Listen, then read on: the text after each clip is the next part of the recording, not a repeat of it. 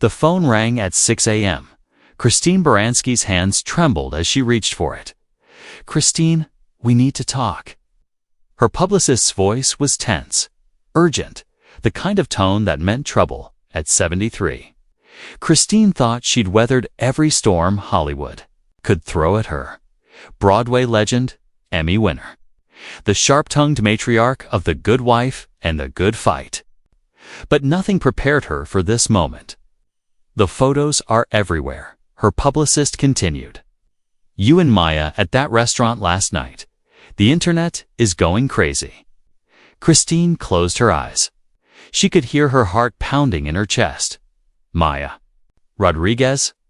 The 45-year-old indie folk singer with the haunting voice and piercing green eyes. The woman who'd somehow slipped past all of Christine's carefully constructed walls. The woman the tabloids were now calling her secret lesbian lover. This is the story of how Christine Baranski's perfectly ordered life was turned upside down by unexpected love, and how she chose to respond when the world demanded answers. But to understand this moment, we have to go back. Way back. Buffalo, New York, 1952. Little Christine Jane Baranski grows up in a house filled with music and dreams. Her grandmother plays piano. Her mother sings opera around the kitchen. But there's something different about Christine. Even as a child, she commands attention. Her laugh is infectious. Her wit is sharp as a blade. She was born to perform, her mother would later say. "I knew it the moment she stepped on our coffee table and started belting out show tunes." At Juilliard, Christine discovers her power. Not just her voice, but her presence.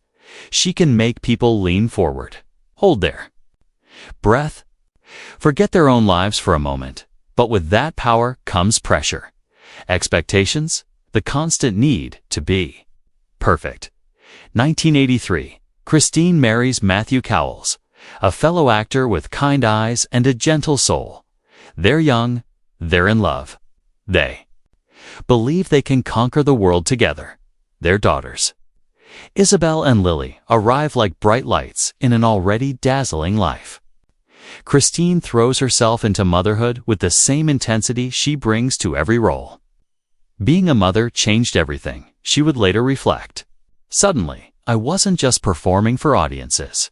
I was performing for the two most important people in my world, but Hollywood is unforgiving, especially to women, especially to mothers." Christine fights for every role, every opportunity.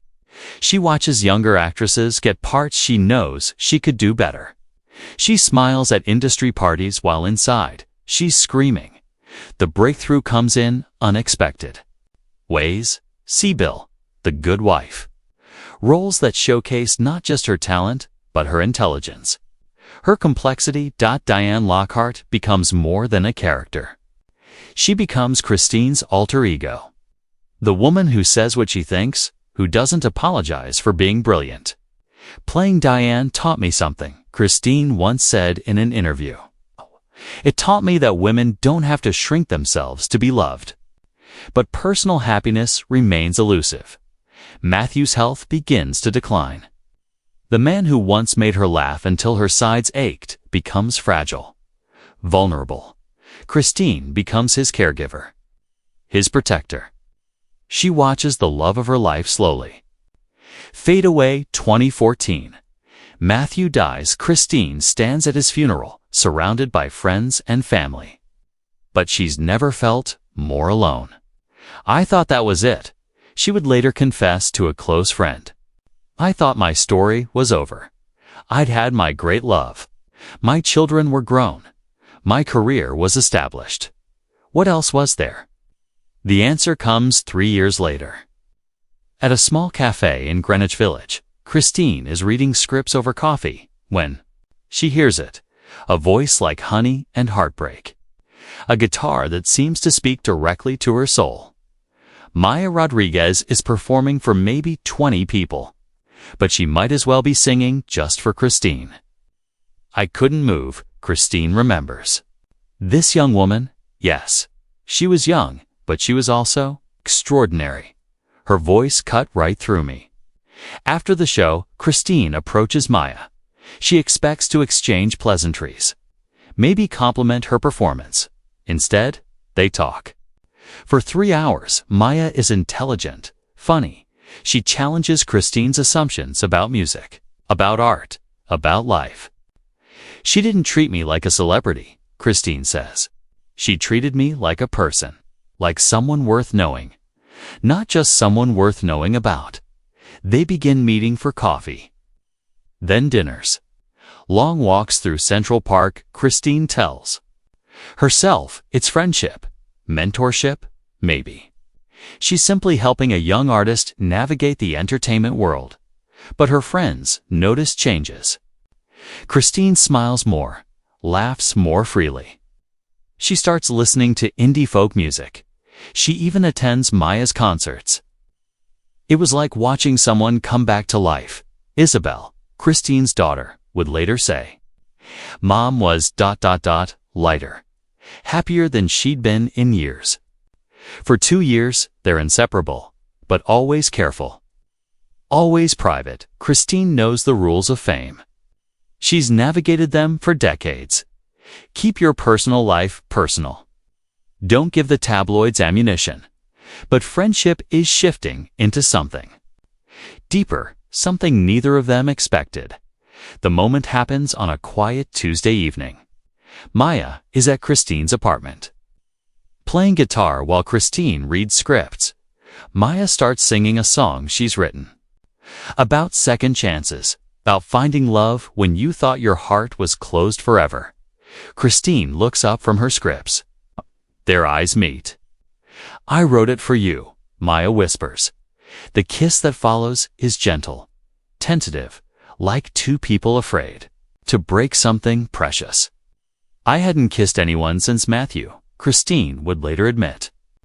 I'd forgotten how it felt to have your heart race like that. They try to keep it quiet. Secret dinners, careful public appearances. They think they're being discreet, but love has its own gravity, its own light. Friends start noticing. The way. Christine's face changes when Maya enters a room. The way Maya's songs seem to be written for an audience of one. You're glowing, Christine's longtime friend and Good Wife co-star Alan Cumming tells her one day. And I mean that literally. You're practically radioactive with happiness. Christine tries to deflect. Makes jokes about good skincare and expensive moisturizer, but she can't hide what's happening to her heart. The relationship deepens. Maya moves some of her things into Christine's apartment. They talk about the future, about what it might look like to build a life together. Christine is terrified and exhilarated. I never thought I'd love again, she confesses to Maya one night. I thought Matthew was it. My one great love story. Maybe, Maya says, curling up next to her. We get more than one. They're careful, so careful. But love makes people careless sometimes. A dinner at a quiet restaurant in the village. A moment when they forget to check who might be watching. Maya reaches across the table and takes Christine's hand. The photographer in the corner captures it all. The tender gesture, the intimate smiles.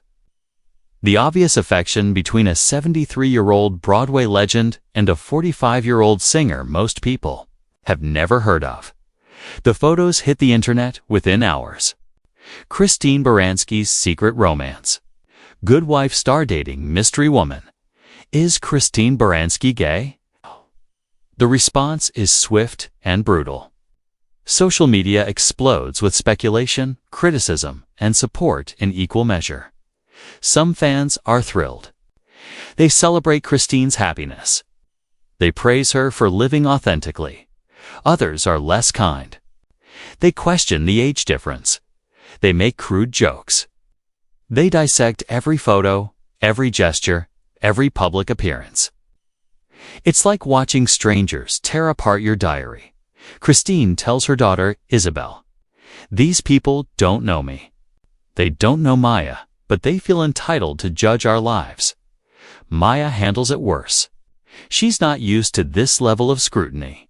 She's an indie artist who plays small venues and values her privacy. Suddenly, photographers are following her too. Coffee shops. Reporters are calling her friends and family. Her social media is flooded with comments from strangers. This isn't what I signed up for. Maya tells Christine one evening she's been crying. Her usual confidence is shaken. Christine holds her close. I know, sweetheart. I know. But we'll get through this together. But privately, Christine is spiraling.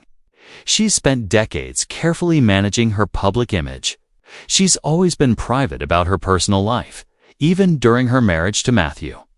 This feels like a violation, an invasion of something sacred.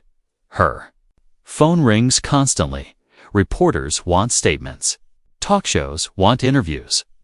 Everyone wants a piece of her story. Christine's team advises silence. Let it blow over, they say. Don't feed the monster. But the monster is hungry. The story grows. Legs. Rumors multiply. Some outlets claim Christine has been secretly gay for years. Others suggest Maya is using her for career advancement. The wildest conspiracy theories paint their relationship as a publicity stunt. It's incredible, Christine says to Alan coming over lunch. I spent my entire career being judged for my performances. Now I'm being judged for loving someone. Alan, who came out publicly years ago, nods knowingly. Welcome to the club, darling. Population. Everyone who's ever dared to love outside the lines, the pressure builds. Christine's agents worry about how this might affect her career. Will conservative viewers abandon the good fight? Will Broadway producers hesitate to cast her? The best part, Christine tells a friend, is that she still challenges me, still surprises me. Every day, I discover something new about her, about us. One evening, as they're cooking dinner together in Christine's kitchen, Maya stops suddenly. Oh, do you ever regret it, she asks, going public. Everything that followed, Christine sets down her wooden spoon. She turns to face Maya fully. Never, she says without hesitation. Not once. The only thing I regret is waiting so long to be brave. Kiss in the warm kitchen light. Two women who found each other against all odds. Who chose love over fear. Who decided that happiness is worth fighting for. The story doesn't end there, of course. Real love stories don't have tidy endings. They have new beginnings. Every day, Christine continues to work. Maya continues to create. They build a life together. That's theirs alone, regardless of what the world thinks. Sometimes, late at night, Christine lies awake and marvels at the unexpected turn her life has taken. She thinks about the young woman who left Buffalo with nothing but talent and determination. The mother who juggled career and family.